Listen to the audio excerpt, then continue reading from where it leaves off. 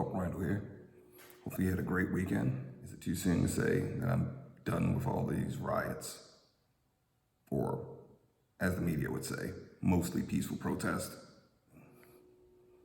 I'm done with calling it peaceful protest because we all know that peaceful protest means rioting and looting. You see, peaceful protests don't need adjectives like mostly or peaceful. By definition, their name is protest. I'm a little annoyed with this because I grew up in an inner city that was ravaged by not only drugs, but was part of the riots back in the 1960s. In 1968, the riots that took place decimated the Black community. I will say this again, the riots that took place decimated the Black community. 30 years later, they were still behind with lower incomes, lower educational attainment, higher use of welfare programs, higher poverty rates. They have not recovered. So now, in the name of whatever the hell you want to say your protest is for, you're gonna screw over my community again? That's mighty nice. You don't feel compelled to do anything legally, so you're gonna go with the abhorrent way and let's just say destroy someone else's livelihood. Corporal Randall here. How about we like and subscribe and then pass this information on to your neighbors or your friends? 40% of the damage was done to large multinational organizations. You know what that means? Very simply put, that means that the remaining 60% of the damage was done to probably small businesses. Not only small businesses, small minority-owned businesses. How do I know they're minority-owned? Well, I just so happen to have grown up in a community. And you would be surprised that people that feel most comfortable hanging around in a minority community also happen to be minorities. So not only are you destroying my communities and destroying the people that wanted the most to help the communities, to build up the communities, to improve the communities, to empower the communities. Oh, but you have your reasoning. It's far greater than anything I could come up with. However, we've done over $1 billion in damage nationwide. You know what's going to happen next to these communities? Very simply put, they're going to go into a greater tailspin because now you scared out the multinational communities. So when I was growing up, there was no Walmart where I lived. There was no Target where I lived. As I got older, we started to get like CVS and Walmart and things like that. They're never going to come back to those communities. Never.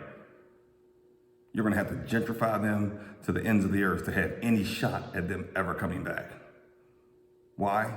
Insurance companies aren't gonna continue to finance your destruction. Yes, the multinational companies, I'm willing to bet they all have insurance and they'll be able to absorb this on some level. The mom and pop store, the single operators, the small businesses that just got up and running, the restaurants, things like that, not coming back. The people they employ, unemployed.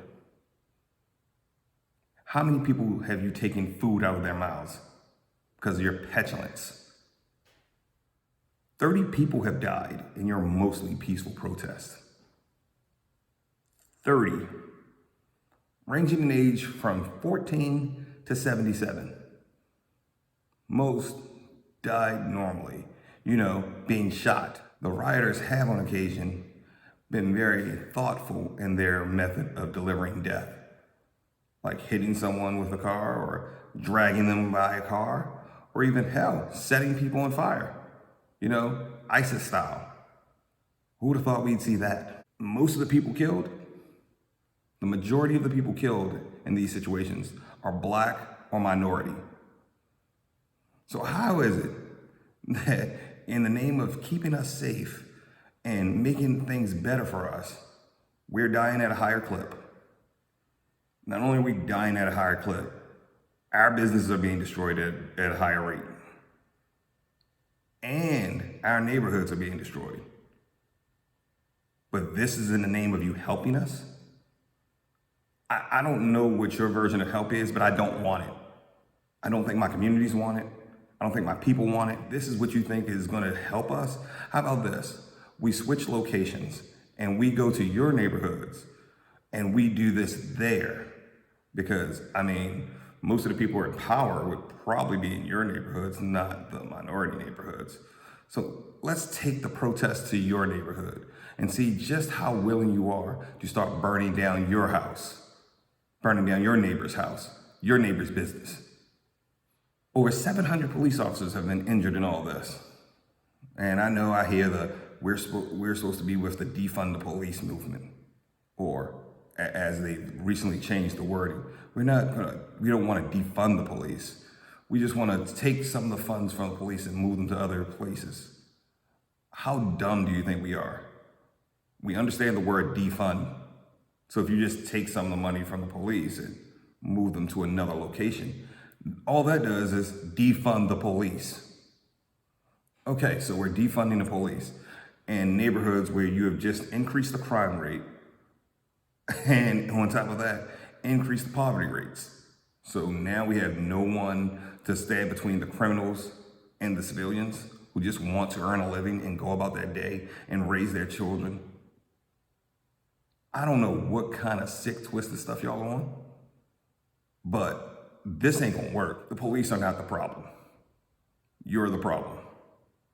You and your anti-American, anti-nuclear family or whatever. Another issue I'm having, please stop speaking for us. Not all Black people think the same. Not all Black people act the same. We are not a monolith, unlike what some would have you believe. You may not know this, but the vast majority of Black people in America are middle class. Don't forget, like and subscribe, like and subscribe, like and subscribe. Tell your friends about me. Corporal Randall out.